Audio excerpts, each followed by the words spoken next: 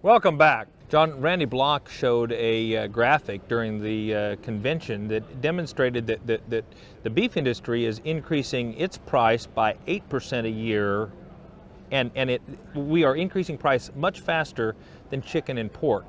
How do we become more efficient and price competitive in this very competitive marketplace so that we don't lose share to chicken and pork? Well, we've got to focus on things that we can control. Okay. The way that we raise the cattle, there's a number of things that we could do more efficiently than we do today. Okay. Part of that solution, we feel, is to be better coordinated. So from an animal health perspective, we don't need to be giving vaccines at the ranch level and then re-giving them when they arrive to the feed yard. And then there's a way that we can be more efficient and really focus on that animal's care and health more than we are today. I think genetics, you've mentioned that here. I think there's still a lot of room for improvement as a feeder. Sure. To produce a more consistent animal. When we get cattle, we've got a huge variation. And actually, we did a little study where we looked at a set of cattle that we fed, 250 cattle, and we looked at the difference in carcass value at the packing plant. Okay. And these were just regular cattle, nothing special. No, there wasn't a science or study or anything. And there was over $600 difference in 200 cattle. From those that would be, and there's weight in there, that's part of the factor, quality's part of the factor. So it's an extreme statement, but we can do a better job producing a more consistent product. We get that done, now there's more efficiencies in the entire system because the end user wants a more consistent product, the consumer wants a more consistent product, and all those sorts of things. If we work a little closer together, I think there's a lot of opportunity for us to even do better than we're doing today. Clint, you sell a lot of cattle in a year.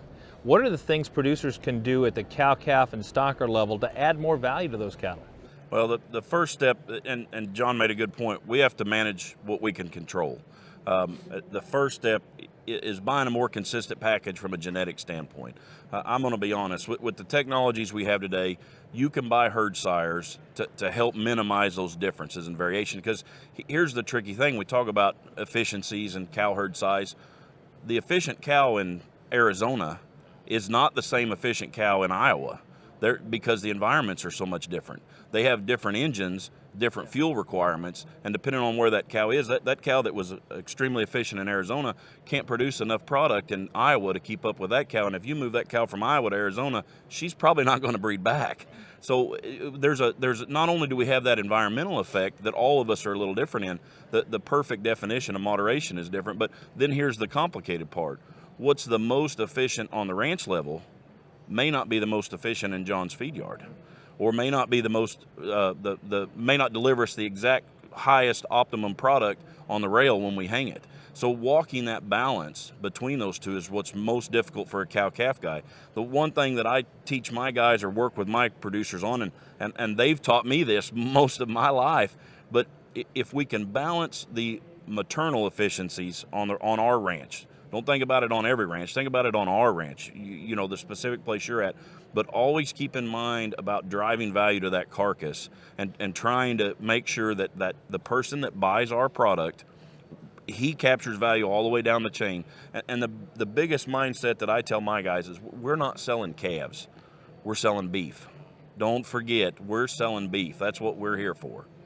And one of the things that is a challenge, I think, in this environment is we're trying to do it efficiently, we're trying to do it cost effectively, and yet at the same time, we're having some tools and technologies that are being limited in terms of how we use them. I want to talk about the thorny issue of antibiotics.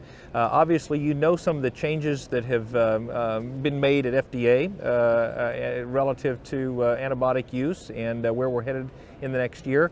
Tell us what you're doing differently in your operation, Don, or what you anticipate the challenges to be relative to some of these antibiotics moving towards VFD products. Mm-hmm. I can address a challenge first. It's our area, our pastures are pretty rough country. If it's not being farmed, it's for a reason. And so those cows can experience some foot issues. And we can try as hard as we may to have the best terrain for them to travel with what we have to work with, but foot rot can happen. And the easiest way up to now has been to treat through their mineral. You know, a great end product like Clint talks about, you have a lot of good nutrition going on, and minerals part of that. So everybody's going to the mineral tub. That's not going to be the easiest option anymore, or an acceptable option anymore. So we've already been visiting with our veterinarian.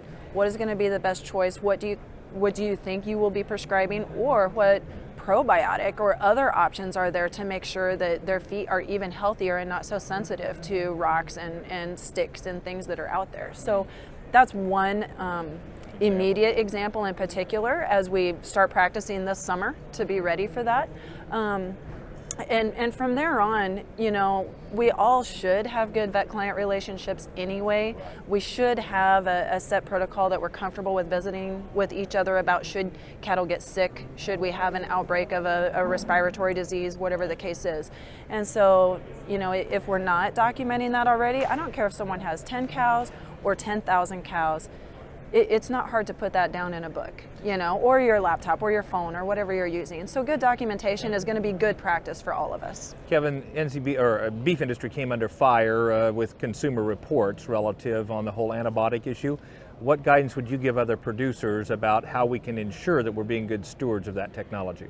Well, awareness is number one. Being in California, not only what we have on the national level, but California already has gone down the road of being more restrictive, and we have current restrictions and future restrictions on the books that we're going to be required to follow here in the next 2 years. And so any time for any antibiotic in a bovine in California, we're going to have a pre-existing relationship with a veterinarian and have some other changes in what we used to do. So what starts in California generally when it comes to environmental and these kind of regulatory issues travels across to everybody else. So I'd like to give everybody a heads up from a consumer perspective. These issues will keep coming to the forefront. And so what we have here, I anticipate in the not too distant future, we're all going to have to adjust and create relationships to manage what we're going to be required to do. And some of it is just good common sense, which maybe we should be doing anyway. Yeah, good perspective.